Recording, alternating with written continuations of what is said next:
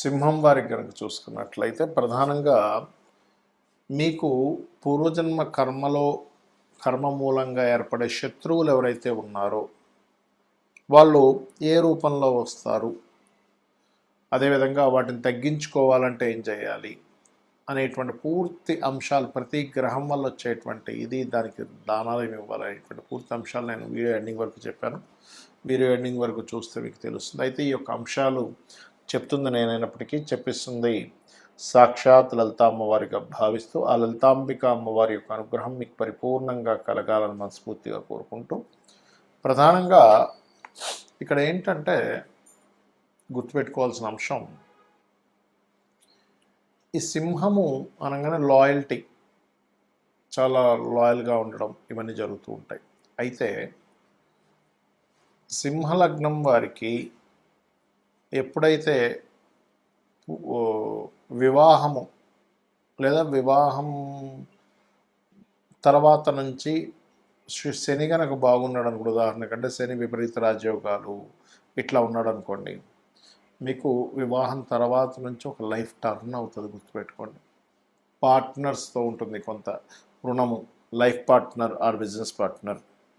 And ఇంకోటి ఏంటంటే బిజినెస్లు, అంటే మీరు పూర్వజన్మలో ఉండే కర్మ శత్రువు రూపంలో ఎక్కడ మారుతుంది అంటే, తెలియకుండా, చూడకుండా, సరిగ్గా అవగాహన లేకుండా, సరిగ్గా అర్థం చేసుకోకుండా ఎప్పుడైతే వ్యాపారంలోకి వెళ్తారో తద్వారా శత్రువులు ఏర్పడతారు.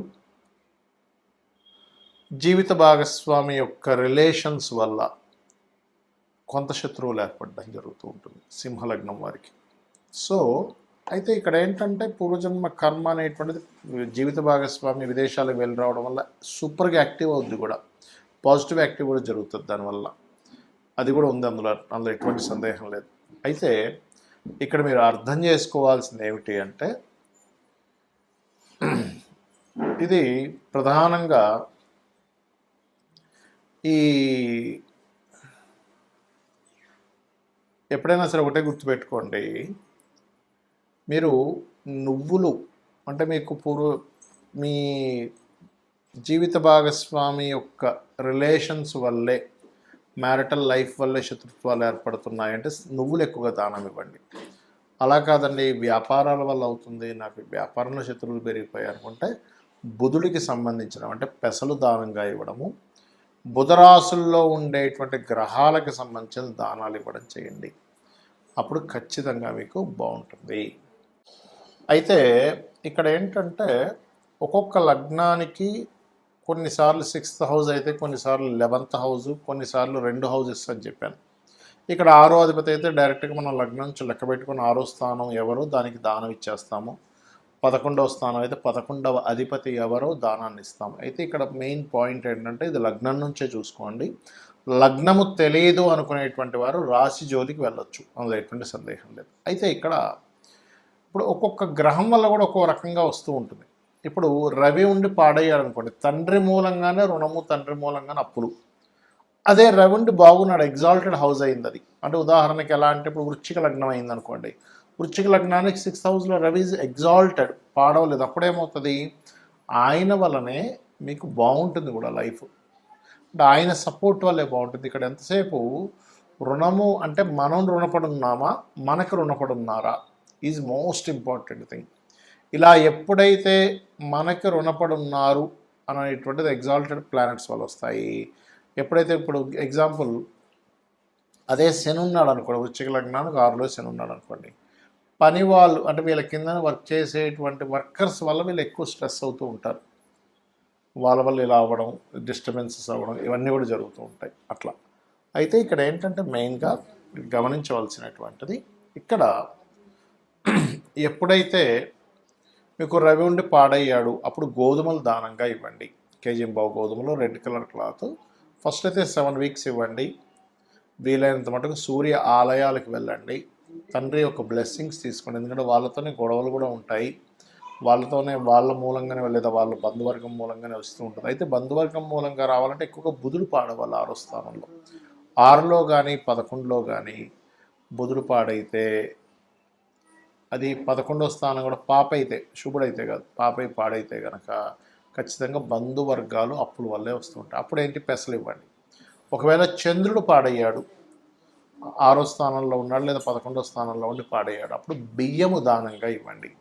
ప్లస్ గోవులకి కాస్త మీరు ముల్లంగి తినిపించండి, ఖచ్చితంగా బాగుంటుంది.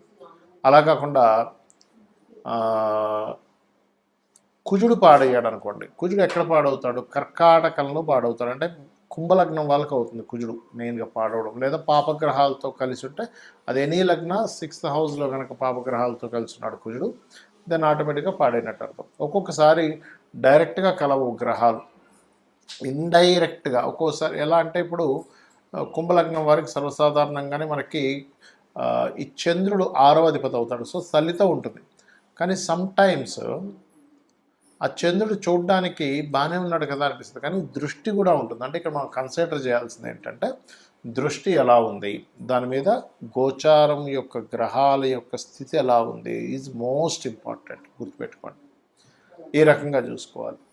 అదేవిధంగా మరొక విషయం ఏంటంటే ఇక్కడ గమనించినట్లయితే ఈ చంద్రుడు మరియు అదేవిధంగా ఏదైతే బుధుడు ఉంటాడో చంద్రుడు ఉన్నాడో, ఇందాక చెప్పినట్టుగా బంధువర్గం వారు అండ్ అట్లాగే పెసలు దానంగా ఇవ్వడం, బియ్యం దానంగా ఇవ్వడం చేయాలి. ఒకవేళ సమ్టైమ్స్ గురువు ఉంటాడు పాడైపోయి, అది కూడా ఇప్పుడు మకర రాశిలో గురువు అనుకోండి నీచబడ్డాడు, లేదా గురువు గురుచండాల యోగంలో లేదా పాపగ్రహాలతో ఉన్నాడు, అప్పుడు గురువు పాడయ్యడం అర్థం.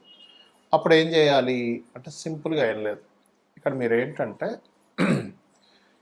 ఇలా ఉన్నప్పుడు శనగలు దానంగా ఇవ్వడం, దత్తాత్రేయుడు యొక్క ఆరాధన చేయడం, గోవులకి అరటికాయలు తినిపించడం చేస్తూ ఉండండి. అదేవిధంగా శుక్రుడు అనుకోండి, స్త్రీల ద్వారా వస్తూ ఉంటుంది ఎక్కువగా ఇబ్బంది, శత్రుత్వాలు కానీ సుఖ వ్యాధులు రావడం కానీ జరుగుతూ ఉంటుంది. అలాంటప్పుడు బొబ్బర్లు దానంగా ఇవ్వండి.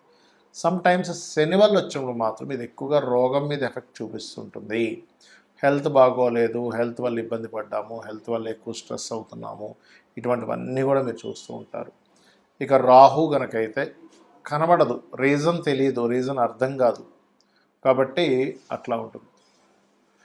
అండ్ అలాగే మరొక విషయం ఏంటంటే ఇక్కడ గమనించినట్లయితే కేతు గనకైతే కూడా, రాహుకేతులు ఇద్దరు కూడా అంటే సస్పీషియస్గా ఎవరు చేస్తున్నారో అర్థం కాదు, శత్రుత్వం అట్లా ఏర్పడుతుంది. అలాంటప్పుడు మీరు రావి చెట్టు చుట్టూ ప్రదక్షిణాలు చేసుకోవడము, రాహుకేతువుల దగ్గర దీపారాధన చేయడము, ఒకవేళ కేతువు ద్వారానే మీకు ఇబ్బంది వస్తుంది అన్నప్పుడు పర్టికులర్గా గణపతి ఆలయాలకు వెళ్ళడము, ముఖ్యంగా మనకి కాణిపాకం ఉంది, కాణిపాకం వెళ్ళడం, ఇటువంటివి చేస్తూ ఉండాలి.